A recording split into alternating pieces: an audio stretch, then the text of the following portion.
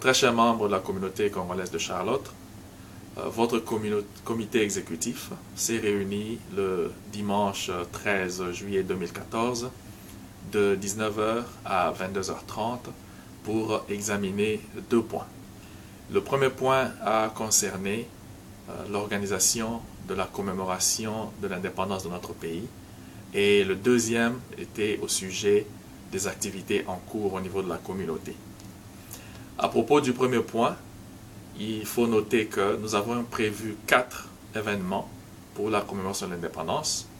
Il y a eu une conférence où nos amis d'autres communautés, principalement à Greensboro et New York, sont venus avec nous pour échanger sur l'apport que nous pouvons apporter au développement de notre pays. Nous avons eu un concert religieux que nous avons organisé pour nos membres ici à Charlotte. Le troisième événement, c'était un match de football organisé par nos jeunes, principalement notre équipe, qui a été suivi d'une rencontre au niveau du siège de la communauté. Quant au quatrième événement, c'est-à-dire l'organisation de la soirée de l'indépendance, cet événement a été reporté à 2 reprises, compte tenu des problèmes que nous avons eus au niveau de la location de la salle. Je voudrais saisir ce moment-ci pour sincèrement, très sincèrement, présenter toutes nos excuses pour cela. Nous avons fait de notre mieux et indépendamment de notre très bonne volonté, nous n'avons pas pu obtenir la salle à des conditions que nous souhaitions. Il faut noter que quand nous organisons une commémoration de l'indépendance, le premier objectif est d'abord d'amener les membres de la communauté ensemble. Pour cela, nous devons engager des dépenses. Nous ne voulons pas nécessairement faire de l'argent, mais surtout, nous ne pouvons pas nous permettre de perdre de l'argent. La raison ou les raisons de ce report, c'était 1. Le changement dans les termes du contrat de location. Dans une salle où nous avions même fait la fête l'année passée. Et ces changements-là nous ont été pratiquement annoncés 2 jours avant l'organisation de la fête. Aussi, du point de vue budgétaire, sur 2000 $ qui étaient réservés à l'organisation de la fête, plus ou moins 1100 $, c'est-à-dire un peu plus de 50%, devaient aller à la location de la salle. Ce qui signifie qu'en faisant cette fête dans ces conditions-là, nous allions pratiquement perdre de l'argent. C'est ainsi que votre comité a simplement décidé de reporter et voir comment nous pouvons organiser dans les meilleures conditions et satisfaire les membres de notre communauté. Après l'examen, votre comité a décidé, dans un premier temps, d'organiser ce que nous appelons une journée d'échange et de famille. En fait, c'est un cook-out que nous allons organiser autour du bilan des activités jusqu'à ce jour. Et aussi, nous allons parler du projet, faire un rapport sur la collecte de l'argent, sur le projet de construction du centre culturel congolais que nous voulons construire ici à Charlotte. Vous vous rappellerez que nous avions eu à présenter aux membres de la communauté un terrain que nous voulons acheter, où nous voulons bâtir ce centre culturel il y a plus ou moins 1 mois.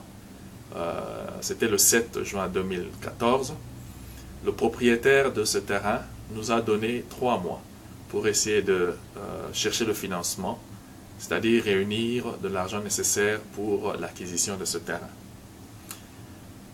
Si vous comptez bien, nous avons déjà perdu plus ou moins 1 mois, parce que nous tenions absolument à finaliser d'abord avec l'organisation des activités de l'indépendance.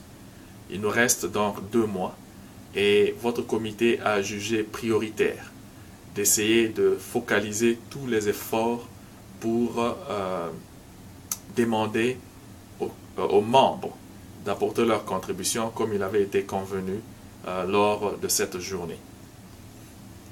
C'est ainsi que les listes des contributions seront déposées dans les stores habituels, c'est-à-dire le store de Maman Élisée et le store de Papa JC, qui est l'ancien store de Tata.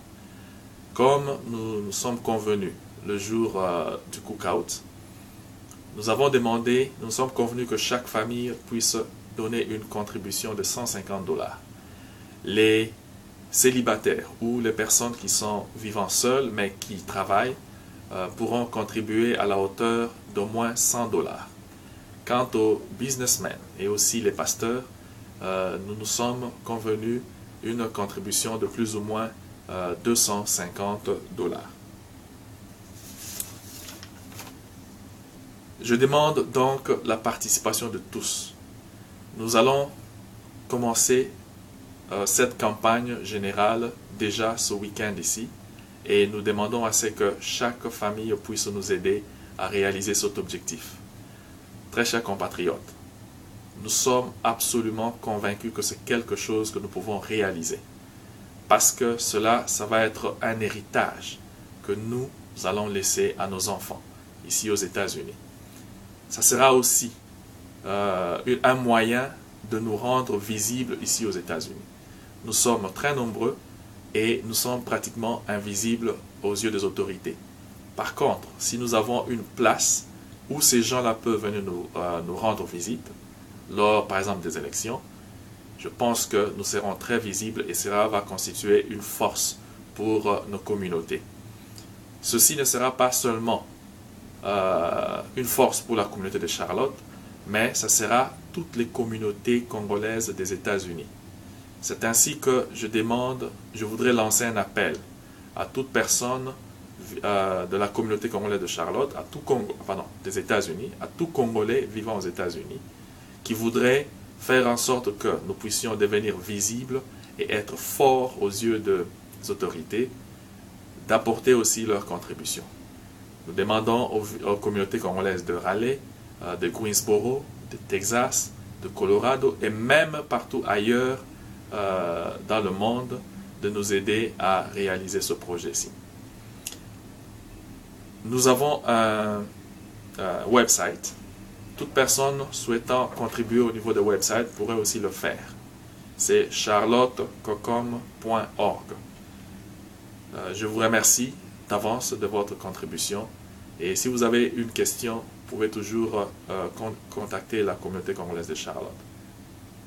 Merci beaucoup.